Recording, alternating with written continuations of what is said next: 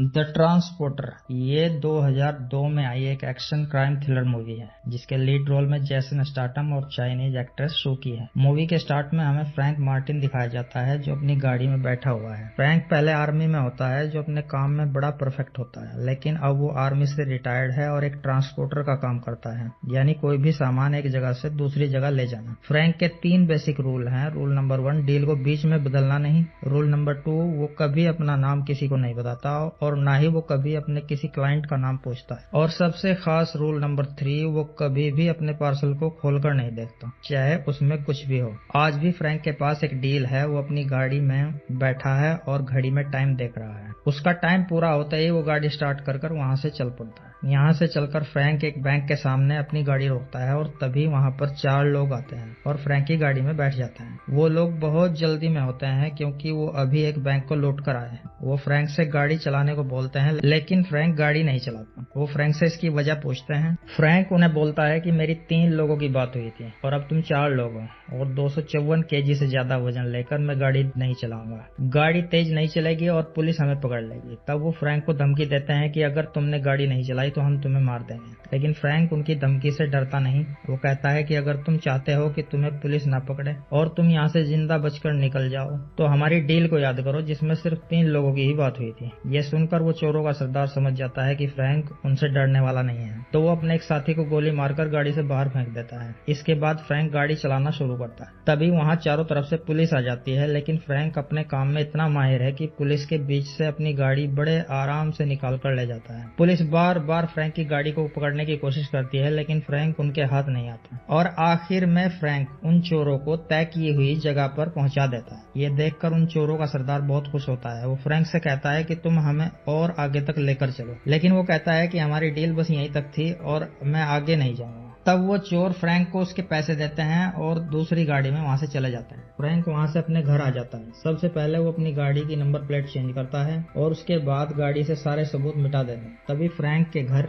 एक police inspector आता है जिसका नाम तारकोनी है। तारकोनी फ्रैंक से उस बैंक डकैती के बारे में पूछता है कि क्या ये डकैती तुमने की है। वो फ्रैंक को बताता है कि उन चोरों के साथ एक ड्राइवर था जिसके पास एक ब्लैक कलर की BMW कार थी, लेकिन फ्रैंक उससे कहता है कि वो पूरा टाइम घर पे ही था। तारकोनी को फ्रैंक पर पहले से ही शक होता है, लेकिन उसे कभी कोई सबूत नहीं मिला। वो फ्रैंक से कहता है कि तुम्हारी हर चीज हमेशा सही जगह पर होती है, इसीलिए मुझे तुम पर और शक होता है। ये सब बोलकर तारकोनी वहां से चला जाता है। तभी फ्रैंक को एक फोन कॉल आती है। ये फोन कॉल फ्रैंक के अगले काम के लिए थी। यहाँ से फ्रैंक एक बार में जाता है जहाँ उसे एक आदमी मिलता है जो उसे बताता है कि एक 50 केजी का पार्सल है जो दूसरे शहर पहुंचाना है। फ्रैंक ये सारी डिटेल एक पेपर पे लिखता है और उसके बाद उस पेपर को जला देता है। अगले दिन फ्रैंक उस आदमी की बताई लोकेशन पर पहुंचता है तो 2 आदमी एक बड़ा पार्सल उसकी गाड़ी की डिक्की में रख देते हैं। फ्रैंक गाड़ी लेकर वहां से चल पड़ता है। कुछ दूर चलने के बाद फ्रैंक देखता है कि उसकी गाड़ी का टायर पंचर हो गया है। वो गाड़ी को साइड में रोक देता है और स्टेपनी निकालने के लिए अपनी गाड़ी की डिग्गी खोलता है। तभी वो देखता है कि वो पार्सल हिल रहा है, लेकिन उसका नियम है कि वो कभी पार्सल खोलता नहीं, इसीलिए वो इसे इग्नोर करता है और टायर बदलकर वहां से चल पड़ता है।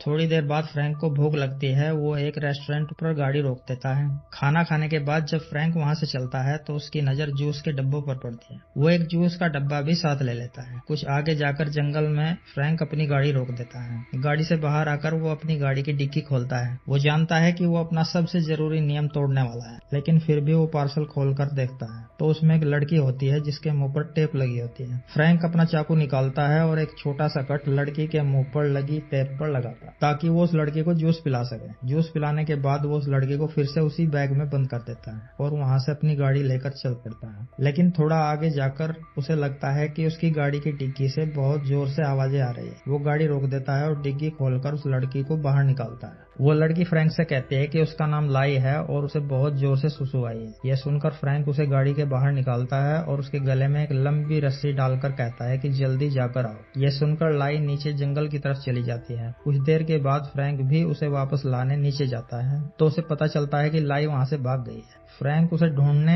लगता है और थोड़ी देर के बाद उसे पकड़ लेता है। लाई को पकड़कर जैसे ही फ्रैंक अपनी गाड़ी के पास आता है तो वो देखता है कि 2 पुलिस वाले उसकी गाड़ी के पास खड़े हैं। वो फ्रैंक को पकड़ने की कोशिश करते हैं, लेकिन फ्रैंक बड़ी आसानी से उन्हें संभाल लेता है और लाई को वापस उसी बैग में डालकर वहां से चल पड़ता है। आखिर फ्रैंक वहां पहुंचता है जहां उसे वो पार्सल देना है। वहां पर फ्रैंक को डैरन नाम का आदमी मिलता है। फ्रैंक के वहां पहुंचते ही डैरन के आदमी गाड़ी से उस पार्सल को निकाल लेते हैं। डैरन फ्रैंक से कंफर्म करता है कि क्या उसने रास्ते में उस पार्सल को खोलकर देखा था, तो फ्रैंक कहता है नहीं। तब डैरन फ्रैंक से कहता है कि उसके पास एक और काम है। वो फ्रैंक को कुछ पैसे और एक पार्सल देता है कि पार्सल एक दूसरी जगह पर पहुंचाना है। फ्रैंक पैसे और वो पार्सल लेकर एक बार फिर वहां से चल पड़ता है। आगे जाने पर फ्रैंक को फिर भूख लग जाती है और वो एक रेस्टोरेंट में खाना खाने चला जाता है। खाना खाने के बाद जैसे ही फ्रैंक बाहर आता है तो उसकी गाड़ी में एक ब्लास्ट होता है। फ्रैंक समझ जाता है कि डैरन ने उसे मारने की कोशिश की है। वो गुस्से में डैरन के घर जाता है और एक एक करके डैरन के सभी आदमियों को मारने लगता है। अब वो एक गाड़ी वहां से लेकर चल पड़ता है तो देखता है कि लाई भी उसी गाड़ी में है। वो लाई को गाड़ी से उतार देता है और वहां से चला जाता है, लेकिन कुछ दूर जाकर वो सोचता है कि इस लड़की को अकेले छोड़ना ठीक नहीं, इसीलिए मजबूरी में उसे लाई को अपने घर लाना पड़ता है। फ्रैंक के घर आकर लाई बहुत खुश है और वो फ्रैंक के लिए नाश्ता भी बनाती है। तभी फ्रैंक के घर की डोरबेल बजती है। लाई दरवाजा खोलती है तो दरवाजे पर तारकोनी होता है। तभी हम डैरन को देखते हैं जो अपने घायल आदमियों के पास हॉस्पिटल में आता है और उनसे पूछता है कि ये सब किसने किया। उसके आदमी बताते हैं कि ये सब उसी ट्रांसपोर्टर का काम है। ये सुनकर डैरन को बहुत गुस्सा आता है और वो अपने ही आदमियों को मारने लगता है। उधर फ्रैंक के घर पर तारकोनी फ्रैंक को एक गाड़ी की नंबर प्लेट दिखाता है जो पूरी तरह जल चुकी है। ये फ्रैंक की ही गाड़ी की नंबर प्लेट होती है। फ्रैंक तारकोनी से पूछता है कि ये तुम्हें कहाँ मिली और मेरी गाड़ी कहाँ है। तब मार्कोनी फ्रैंक से कहता है कि अब तुम्हें नहीं पता कि तुम्हारी गाड़ी कहाँ है। फ्रैंक तारकोनी से कहता है कि कल जब मैं अपने घर का सामान लेने गया था तब मेरी गाड़ी चोरी हो गई थी। मैं तो उसकी रिपोर्ट लिखवाने आने ही वाला था, अच्छा हुआ तुम यहीं आ गए। तब मार्कोनी फ्रैंक से कहता है कि तुम्हारी गाड़ी यहाँ से बहुत दूर मिली है जो पूरी तरह जल चुकी है, तो तुम घर पर कैसे आए। तब लाई तारकोनी से कहती है कि इसे मैं यहाँ पर लेकर आई हूँ और इस तरह से एक बार फिर तारकोनी को कोई सबूत नहीं मिलता। वो निराश होकर फ्रैंक के घर से चला जाता है। इसके बाद लाई और फ्रैंक आपस में बातें करने लगते हैं कि तभी उनके घर पर हमला होता है। हम देखते हैं कि कुछ लोगों ने फ्रैंक के घर को चारों तरफ से घेर लिया होता है और गोलियां चला रहे होते हैं। तभी वो लोग फ्रैंक के घर पर एक मिसाइल से हमला करते हैं और देखते ही देखते फ्रैंक का पूरा घर बर्बाद हो जाए। लेकिन लाई और फ्रैंक बेसमेंट के रास्ते पानी से होते हुए एक दूसरी जगह निकलते हैं। इस दौरान उन दोनों में नजदीकियां बढ़ती हैं और हम उन दोनों को इंटीमेट होते हुए भी देखते हैं। इस सब के बाद फ्रैंक और लाई पुलिस स्टेशन जाते हैं और तारकोनी से मिलते हैं। वो दोनों तारकोनी को सारी बात बताते हैं। तारकोनी फ्रैंक से पूछता है कि जब तुम्हारे घर पर हमला हुआ तब तुम कहाँ थे। तब फ्रैंक कहता है कि हम बाहर घूमने गए। तारकोनी कहता है कि मुझे लगता है कि तुम्हारे पीछे कोई बड़ा गैंग पड़ा हुआ, क्या तुम्हें किसी पर शक है। इस पर फ्रैंक कहता है कि मैं एक रिटायर्ड आर्मी ऑफिसर हूँ, मेरे बहुत सारे दुश्मन हो सकते हैं। तारकोनी कहता है कि अब तुम्हारे पास रहने को घर भी नहीं है, इसीलिए तुम्हें होटल में रहना है और वो फ्रैंक को अपने भाई के होटल का कार्ड और कुछ पैसे भी देता है। लाई वो पैसे रख लेती है और फ्रैंक से होटल चलने को कहती है, लेकिन फ्रैंक उसे मना कर देता है। वो लाई से कहता है कि जब से तुम मुझे मिली हो तब से सब कुछ गलत ही हो रहा है। ये कहकर वो वहां से जाने लगता है कि तभी लाई उसको बोलती है कि 400 लोगों की जान खतरे में है और अगर हमने कुछ नहीं किया तो बहुत सी जाने जा सकती हैं, जिनमें मेरे पिता और मेरी बहन भी शामिल है। और क्योंकि तुम एक आर्मी ऑफिसर रह चुके हो इसीलिए ये तुम्हारी जिम्मेदारी भी बन जाती है। वो फ्रैंक को बताती है कि ये 400 लोग एक कंटेनर में बंद हैं और उस कंटेनर तक जाने का रास्ता सिर्फ डैरन को पता है। फ्रैंक लाई की बात मान लेता है और वो दोनों डैरन के ऑफिस आ जाते हैं। फ्रैंक डैरन से पूछता है कि फौरन मुझे बताओ कि कंटेनर कहाँ है, नहीं तो मैं तुम्हें जान से मार दूंगा। डैरन लाई से कहता है कि तुम्हारे पिता कभी भी यहाँ पर पहुंच सकता है। ये सुनकर फ्रैंक हैरानी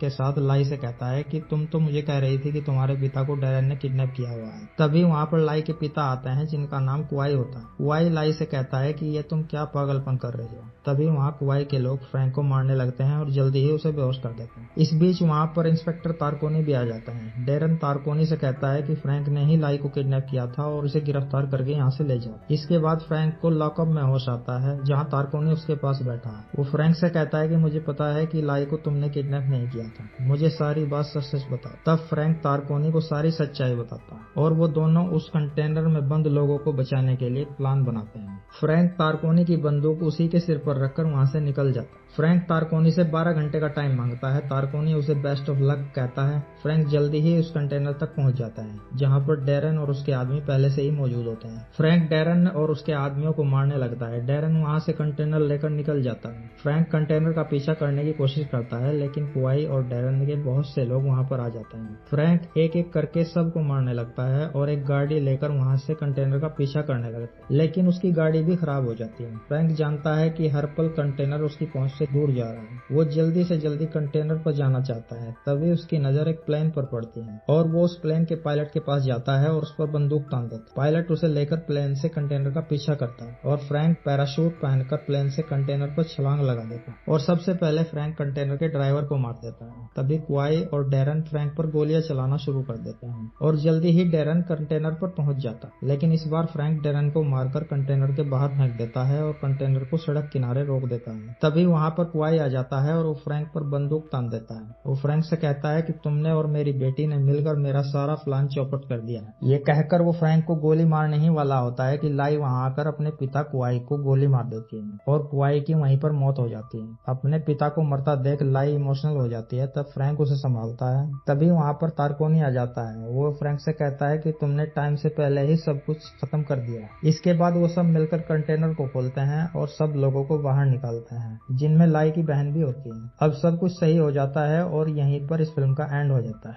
लेकिन ट्रांसपोर्टर की कहानी का एंड अभी नहीं हुआ। हम जल्दी ही ट्रांसपोर्टर की कहानी का सेकंड पार्ट आपके लिए लेकर आएंगे।